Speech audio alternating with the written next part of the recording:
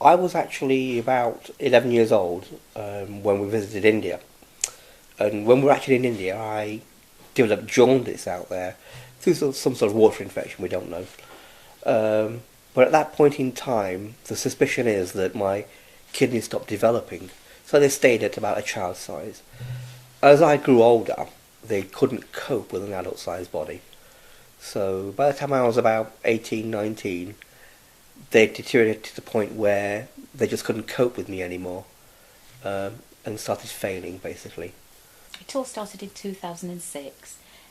Just got my children to the age where I could go back to full-time work. Landed a brilliant job just down the road, and everything was going really well. And then all of a sudden I noticed my joints were seizing up and I was getting stiff joints. It got so bad where my whole body locked, so ended up going into hospital. And after about 3 weeks of tests, they couldn't find what was wrong with me, and I was diagnosed with lupus. I sort of had this vague, somewhere in the back of my mind, that it can affect your organs. I had these blood tests done, went into clinic, and they found out that I'd got my kidney function was quite low. So I was told they weren't going to let me out; they were going to keep me in. And within 3 hours of being in clinic, I'd got a line in my neck, and I was on a dialysis machine.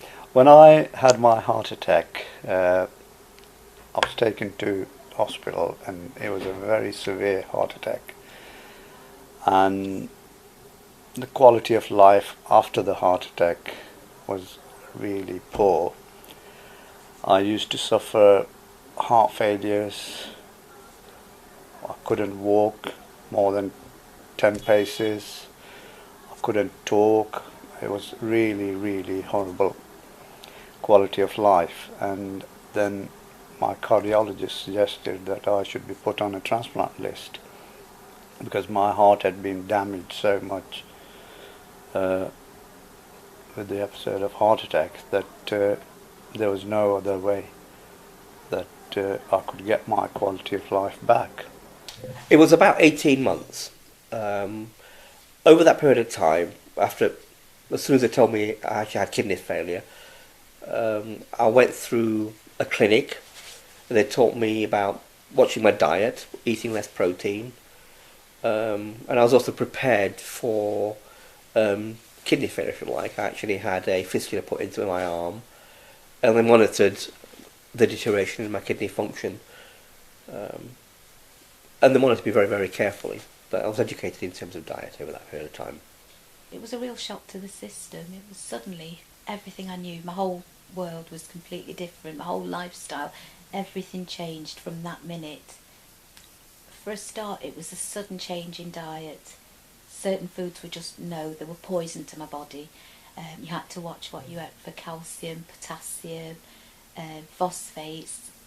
There was only certain foods you could eat, and fluid intake. My fluid intake was suddenly dropped from drinking whenever I wanted a drink to 500 mils a day. Dialysis was very difficult for me. I didn't cope well at all. Um, I wasn't very well anyway by the time I got into dialysis, but I was on dialysis for about 18 months, and over that period of time, I was on the tiniest kidneys you could possibly get. They use them for children, basically, and I was, an adult, if you like. I didn't cope well. I had blood pressure drops on dialysis. I lost a lot of weight. I went from about 55, 56 kilos to about 46, 47 kilos.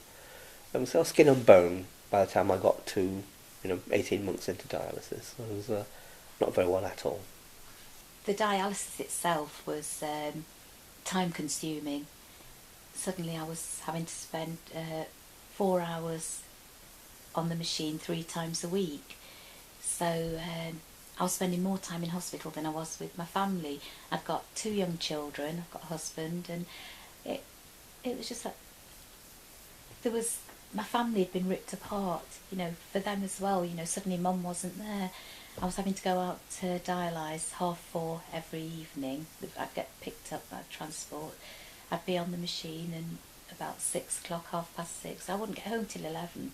So my children would come home from school, and they wouldn't see me till the morning, when I'd just give them a quick kiss and breakfast time, and they'd go off to school, and then again, and it was like that 3 times a week.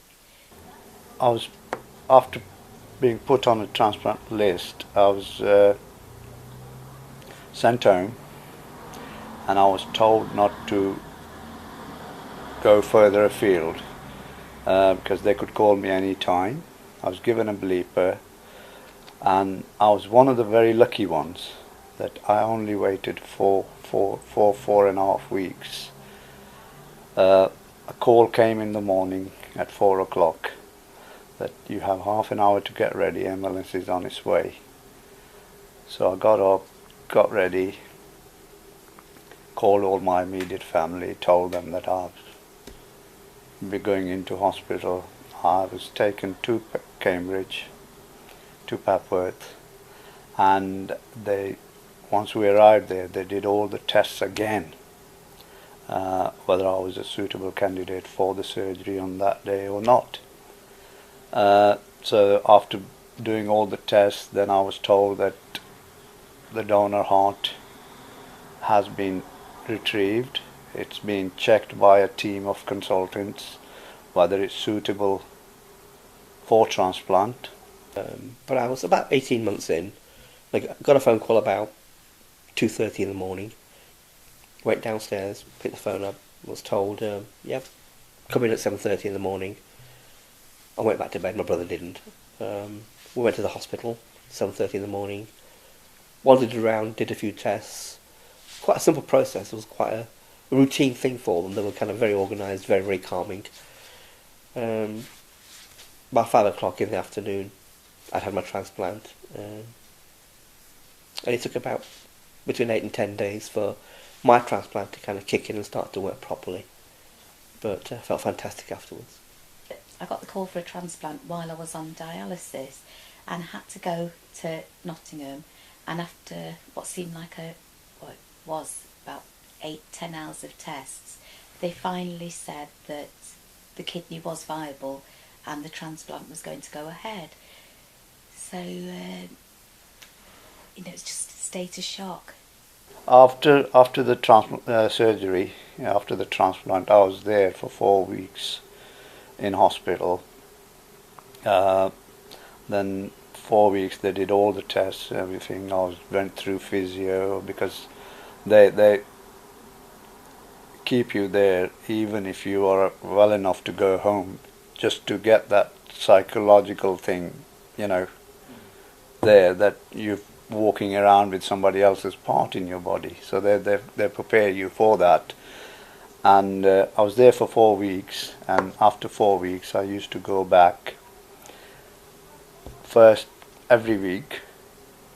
They used to do all the tests, biopsies and everything, check for rejection. Then every fortnight. Then it was every month. And now I go every 6 months for my checkups. And it took me about, I found after about, 6-7 weeks, I was able to get up once I felt the wound was healing, and because that was quite scary. I've got this great big scar and I thought everything was going to pop open, so it was more in my head that I couldn't do things. But the hospital appointments dropped because you had to go 3 times a week to the hospital to be checked at the transplant clinic. So as those appointments dropped, I started to feel a bit more confident that things were working okay. So far everything is fine, and my quality of life has improved so much after the transplant that I do everything that I used to do before, if not better. I play golf 3 times a week, walk, and everything is fine. Time. I've got time. I've got time to enjoy life, to enjoy little things, like just being able to go up and do things spontaneously. I can book a holiday and not have to think, well, it has to be on such and such a days, or I've got to organise dialysis at the other end when I get there. I don't have to think when I go on holiday, half my holiday is going to be used at a hospital on a dialysis machine. So I can do things. I mean, since my transplant, I've become a granny. Now, I might not have seen that. I might not have seen my granddaughter if I hadn't have had a transplant because I was quite ill. So there's so many blessings, so many things. My life's changed so much. I've got choices. I've got time. Well, it's been nearly 25 years since the transplant. I'd say I have a life. Before the transplant, I didn't actually have a life. I didn't have an expectation of a life, or a normal life, or any sort of future. After transplant, I've got 3 children. I'm married. I've had a career. I've done the sort of things which any normal person would expect to do.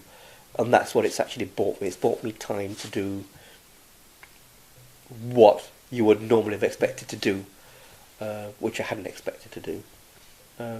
And I can honestly say that after this length of time, I look forward to the next 25 years with optimism. You look forward, and it does buy you a lot of optimism, a lot of time.